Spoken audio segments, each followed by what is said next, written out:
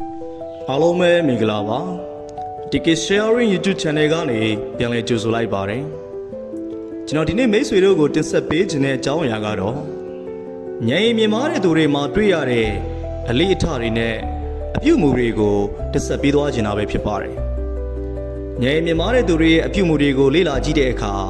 သူတို့မှာတူညီတဲ့အလေးအထတချို့ရှိတာကိုတွေ့ရှိခဲ့ရပါတယ်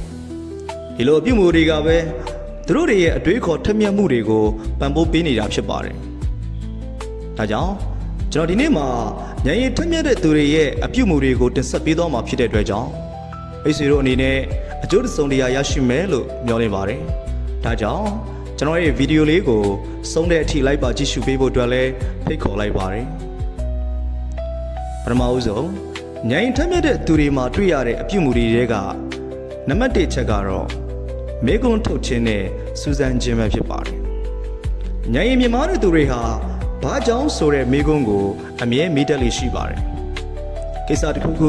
ပြောလိုက်ပြီဆိုရင် why ဘာကြောင့်ဖြစ်တာလဲဆိုတဲ့မေကွန်းတွေကိုသူတို့ထက်ကမေးလို့ရှိပါတယ်။သူတို့ဟာအရာရာကိုမျက်ခြေမပြတ်ပဲနှက်ဆိုင်စွာစူးစမ်းလေ့လာပြီးရုပ်ရှင်တဲ့အဖြေတွေထက်နက်နဲတဲ့အကြောင်းအရာတွေကိုရှာဖွေတတ်ကြလို့ရှိပါတယ်။နံပါတ်2ပြင်မအခြေအနေတွေကိုအမြဲလေ့လာသုံးသပ်ခြင်းသူတို့ဟာသူတို့ရဲ့ပဝန်းကျင်ကအချက်လက်တွေကိုအမြဲတမ်းသတိထားမိလေရှိတတ်ပါတယ်လူတွေရဲ့အပြုအမူတွေစကားလုံးတွေလှုပ်ရှားမှုတွေကနေပြီးတော့မှအချက်အလက်တွေကိုစုဆောင်းပြီးခွဲခြမ်းစိတ်ဖြာတတ်လိရှိပါတယ်နံပါတ်3စိတ်ရှည်ခြင်းနဲ့စောင့်စားနိုင်ခြင်းဉာဏ်ရည်မြင်မာတဲ့သူတွေဟာအလင်းစလိုဆုံးဖြတ်ချက်ချတာမျိုးမလုပ်ဘဲစိတ်ရှည်ထားပြီးအကောင်းဆုံးအချိန်ကိုစောင့်ဆိုင်တတ်ကြပါတယ်သူတို့ဟာရေရှည်အကျိုးကိုမျှော်ကိုပြီးခိတ္တခဏအောင်မြင်မှုတွေအတွက်စိတ်လှုပ်ရှားမှုမရှိတတ်ကြပါဘူးနံပါတ်4အတွေ့အကြုံအသစ်တွေကိုလက်ခံခြင်းဉာဏ်မြင်မာတဲ့သူတွေဟာနယ်ပယ်အသစ်တွေအတွေ့အကြုံအသစ်တွေကိုဖွင့်ထားတဲ့စိတ်နဲ့အမြဲတမ်းလက်ခံတတ်ကြပါတယ်မတိနားမလဲသေးတဲ့အရာတွေကိုကြောက်ရွံ့မှုထက်စူးစမ်းလိုစိတ်အပြည့်နဲ့ချင်းကပ်ပြီးလေ့လာလေးရှိကြပါတယ်နံပါတ်5မိမိကိုယ်ကိုပြန်လည်သုံးသပ်ခြင်းဉာဏ်မြင်မာတဲ့သူတွေဟာသူတို့ရဲ့ဆုံးဖြတ်ချက်တွေအပြုအမူတွေကိုအမြဲပြန်လည်သုံးသပ်လေးရှိပါတယ်ဘယ်နေရာမှာမှားယွင်းခဲ့တယ်ဘလို့တိုးတက်အောင်လှုပ်ဆောင်နိုင်ခဲ့တယ်ဆိုတာကိုရိုးသားစွာဝန်ခံပြီးသင်ယူတတ်ကြလေးရှိပါတယ်နံပါတ်6စာဖတ်ခြင်းနဲ့အစမပြတ်သင်ယူခြင်းဉာဏ်ထက်မြက်တဲ့သူတွေဟာ